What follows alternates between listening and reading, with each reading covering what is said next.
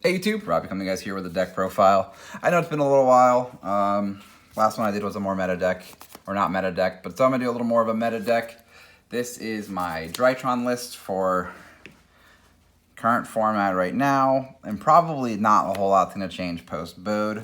I'm going to go over it for now and just kind of quickly go through, and then I'll just describe it a little bit better. So I'm going to move the camera down a little bit better. There we go. So we got 3 alpha still, 3 zeta still, down to 2 gamma to try 2 deltas, so I can see more names more often. And I'm not trying to do this combo anymore, so like the other gamma is not needed. And sometimes like the delta drawing a card just really can unbrick you. So still 10 names really.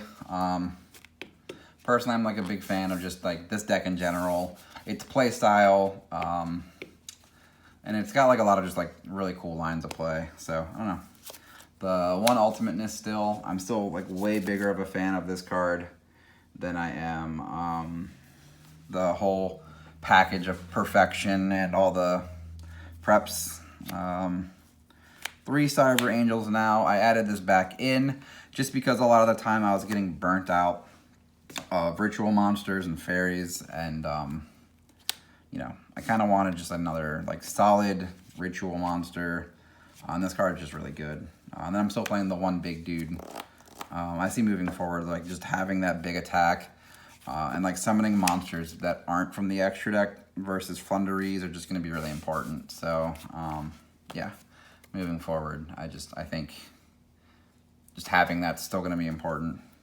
The one Ava, banlist, kind of pushed it to 1, and if you guys seen my last couple of videos, I've only played 1 anyway, just because like it wasn't necessarily needed. So yeah, 3 Diviner. This card's still crazy. 2 Orange Lights still. I have like the 3rd one in my like potential slot. I'm keeping the deck still at 42 at the moment, just to have. But yeah, I don't know. And then we have our 2 Vanillas. The deck still plays Dragoon. Deck still like crutches on Dragoon. Yeah. So there's the monster lineup. Spells. 3 Cyber Emergencies. I bumped it back up to 3 from 2 just because I really think this card's just kind of important.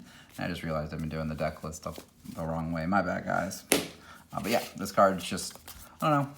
I put the 3rd one back in over Foolish Burial just because you don't really want to have Foolish get chained with like Dimension Shifter or something like that. And like Droll's not going to be like a super big card post BODE in my eyes at the moment.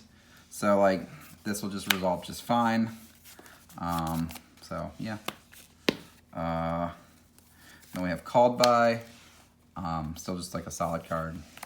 Our same Drytron lineup of spells. The 1 Meteonis, the 1 Fafnir, and 3 Novas. Yeah, I kind of want to put the 2nd one in, but it's just really hard to justify it because a lot of the times like you don't really need that 2nd copy to brick on. The 1 Red Eyes Fusion because it's a crutch / 2nd win condition of the deck. And then the last 9 cards in my deck are like the flex spots, mostly. Like the Cyber Emergency and Natasha kind of were. So we got triple Tactic Talents and 3 Forbidden Droplets and 3 Imperms. So I don't really want to play Hand Traps and Crossout Designator. I'd rather, if they waste Hand Traps on me, I'm going to have this for them. I'm going to always just end up on Dragoon anyway if like I get hand trapped a lot of the time. And there's nothing that like I don't want to like really work on 3 of these cards being crossouts. Some of these cards being just like really terrible hand traps that are like subpar in a lot of matchups. I'd rather just have cards that are good all the time in a deck that's good all by itself. If that makes any lick of sense. Basically, though, it's like I want to have cards that can break a board and not care if my board gets stopped semi. Just because it's just going to be a lot easier if you just have Crossout Designator. You're playing against a deck that just you don't have the hand trap or like the certain card you need to negate out of them. So it's just like, I'd rather be able to just play through anything versus just that. Yeah.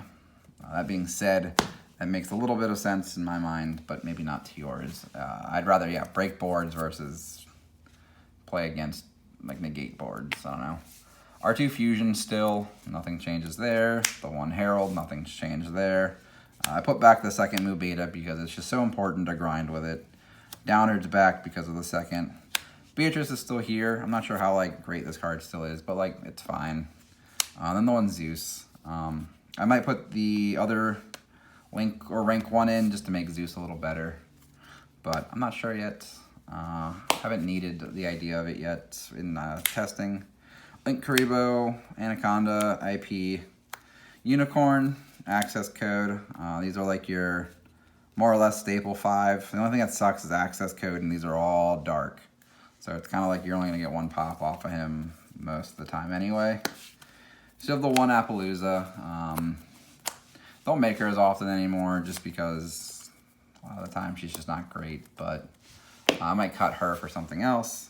And then my like 1 flex spot right now, I have Underworld Goddess in, because there's a lot of ways you can put 4 monsters on board and just use your other opponent's monster, and just there's a free negate and everything. So I don't know. This was like the flex spot, and then just like, I don't know, free space in here, more or less. The extra deck's mostly solved. It's just those like 1 to 2 slots. That's kind of weird. And like moving forward, a lot of like the side deck cards and like other things I've thought about, like the 3rd one of these, or like one of the other 2 colors.